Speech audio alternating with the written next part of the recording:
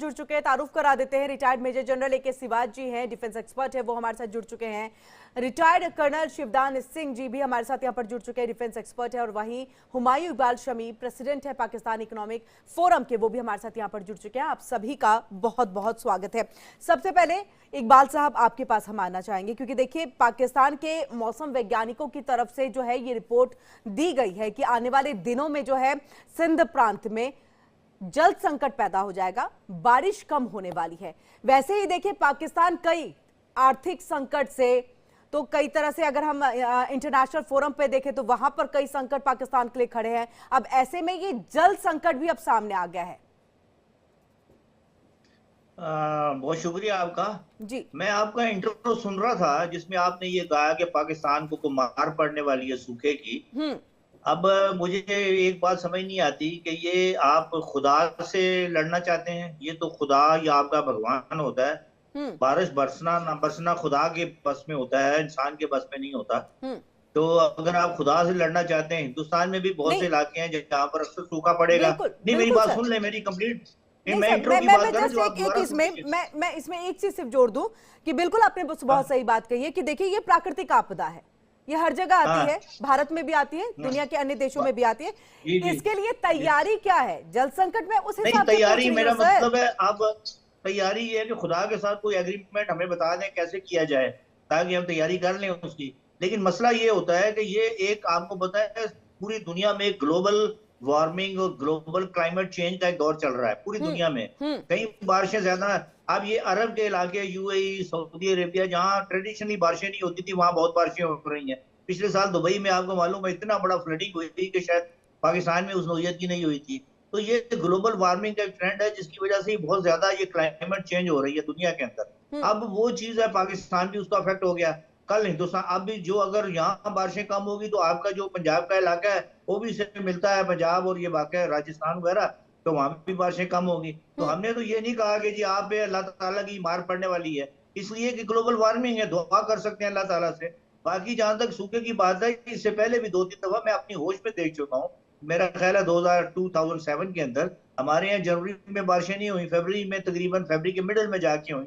अभी कोई ऐसी कोई अलार्मिंग सिचुएशन नहीं है यहाँ पर सिंध, अभी कोई ऐसी अलार्मिंग सिचुएशन नहीं है अभी तक आई है कि ये जनवरी में कई दफा हुआ है कि जनवरी में बारिशें हो के जनवरी बारिशों का महीना होता है, लेकिन नहीं हुई। फरवरी के अगर फर्स्ट वीक में, सेकंड वीक में भी बारिशें हो जाती हैं तो फसलें ठहर जाएगी। अब रहेगी तीसरी बात, अब आपकी जो बात सर आपने बात की, सर अपने अपनी बात रखी ना। अब जल संचय, वाटर सेविंग, इस तरह की बातें आपने सुनी है कि हम एक जलाशय बनाते हैं, उसमें हम पानी को जमा करके रखते हैं ताकि आने वाले दिनों में अगर पानी की कमी हो तो हम उन पानी का इस्तेमाल कर लें। चाइना से लेकर के अन्य कई देश है जो समुद्र से जो पानी निकालते हैं उसको फिल्टर करके जो है उसका इस्तेमाल करते हैं। ठीक है, अगर ठीक है, तो ये इन सब की व्यवस्था कब की जाती है सर? पहले की जाती है ना कि जल संकट एकदम अलार्मिंग मोड पर पहुंच जाए, उसके बाद हम संचय कर रहे हैं, जलाशय बना रहे हैं और उसके लिए फिर हम फिल्टर के लिए तमाम कोशिशें कर रहे हैं। क्या नहीं लग रहा है कि आवाम के लिए मुश्किल हो जाएगी? कराची वैसे ही 16 साल से जो है या उससे कहीं ज्यादा सालों से जो है इस तरह के जल संकट से जूझ रहा है, इसलिए ये सवाल उठ रहा है सर प्राकृतिक आपदा पे। या फिर हम ये कहें कि देखिए खुदा से लड़ने की बात नहीं है, लेकिन उसके लिए तैयारी तो मनुष्य ही करेगा ना धरातल पर। नहीं, मेरी सुन ली। अब जो आपने सवाल कर लिया मुझे जवाब देने दें इसका। जी, बात ये है कि पाकिस्तान में 2-3 डैम, बड़े डैम बने हैं, उन डैम के अंदर अभी भी काफी पानी मौजूद है।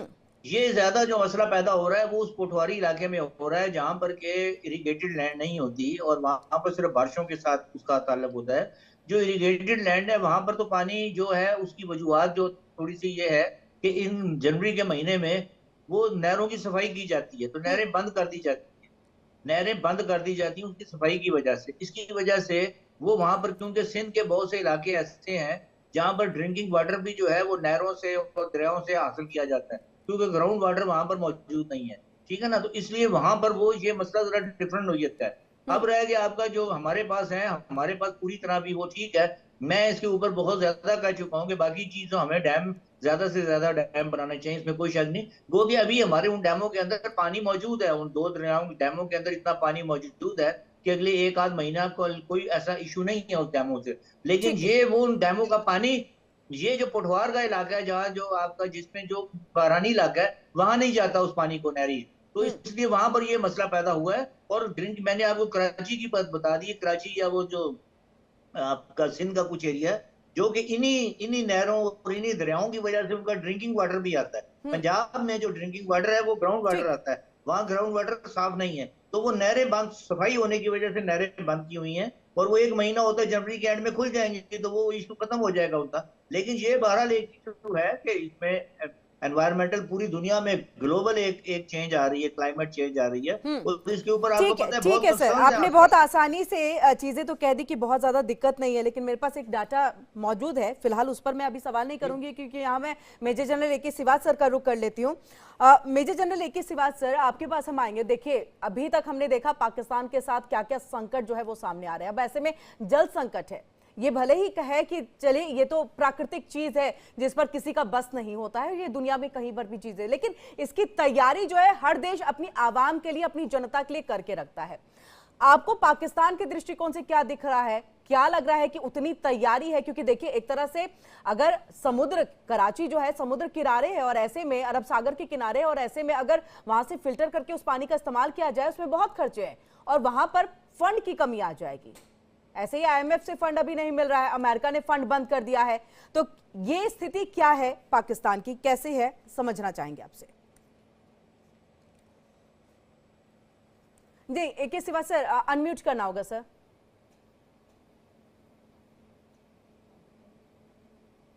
हाँ, देखो, ये सच्चाई है कि इस बार जो पाकिस्तान और भारत का भी इलाका, जो गुजरात राजस्थान, यहाँ पर विंटर रेन है, उसमें कमी आई है, और उसके कारण ये प्रॉब्लम आ सकती है, पानी की कमी का।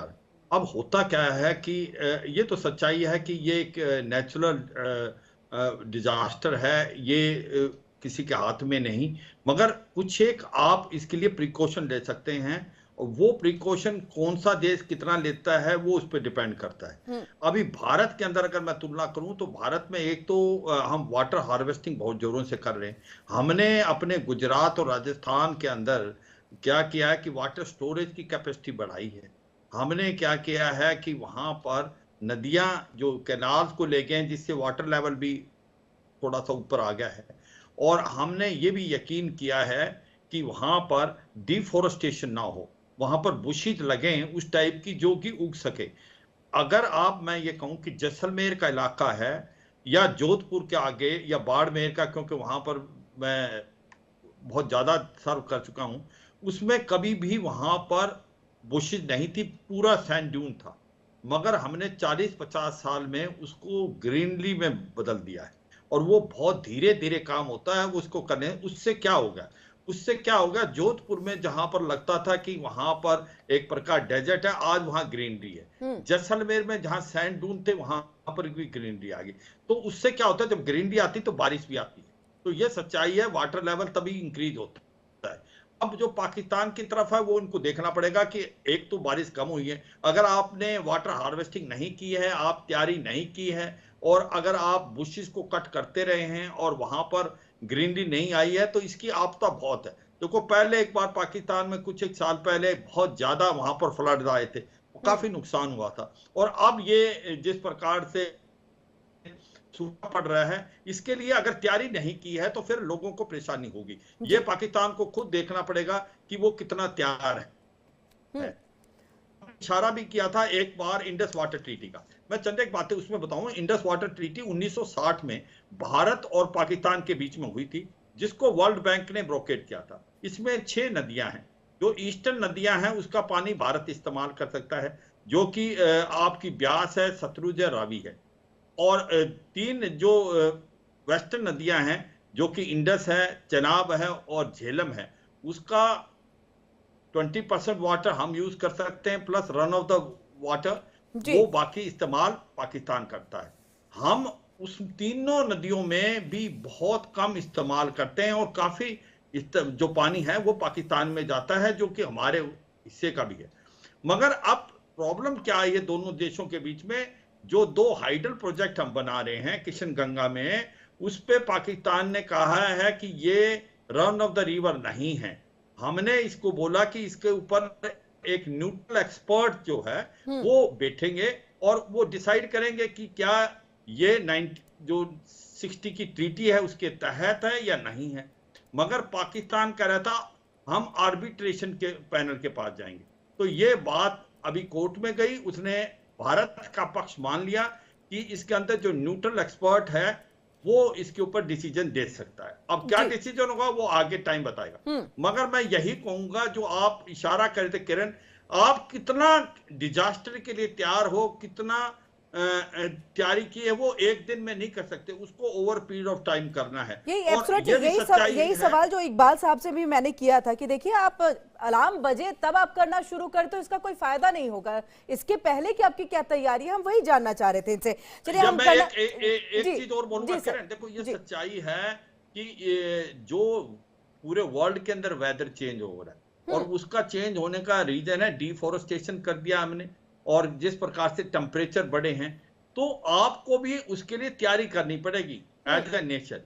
भारत ने गुजरात राजस्थान के इलाकों में बहुत तैयारी की है और वाकई हम बहुत सक्सेसफुल हुए हैं कि वो इलाका जहां पर बिल्कुल डेजर्ट था, जहां पर सैंड ड्यून थे, आज वहां पर ग्रीनरी आ गई है, वाटर लेवल बढ़ गया। लेकिन सर इस तैयारी के लिए भी तो जो फंड है वो फंड भी तो होना चाहिए ना पाकिस्तान के पास में। चलिए कर्नल शिवदान जी आपके पास हम आएंगे और आपसे देखिए, क्योंकि जल संधि पर भी कहीं ना कहीं संकट जो है वो मंडरा रहा है, आपसे हम इस बात को समझना चाहेंगे कि अगर ये जल संधि जो है इस पे अगर पुनर्विचार किया जाता है, क्योंकि 80% पानी जो है वो पाकिस्तान को दिया जाता है जब ये जल संधि हुई थी, अगर इसमें कुछ बदलाव हुआ है तो प्लीज आप मुझे करेक्ट जरूर करिएगा, तो क्या अब आने वाले दिनों में इससे भी जल संकट जो है बढ़ सकता है पाकिस्तान के लिए? ये देखिए, पाकिस्तान ने कोई भी वाटर स्टोरेज का प्रोविजन नहीं किया है जनता के लिए।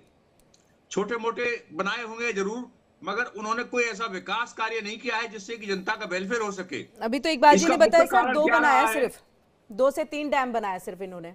एक्चुअली क्या है, इसका मुख्य कारण क्या रहा है कि जब 90 के दशक में पूरी दुनिया में विकास की आंधी बह रही थी, आर्थिक लिबरल था पूरा दुनिया, और उस 90 के दशक में पाकिस्तान की जो प्राथमिकता कोई अलग थी।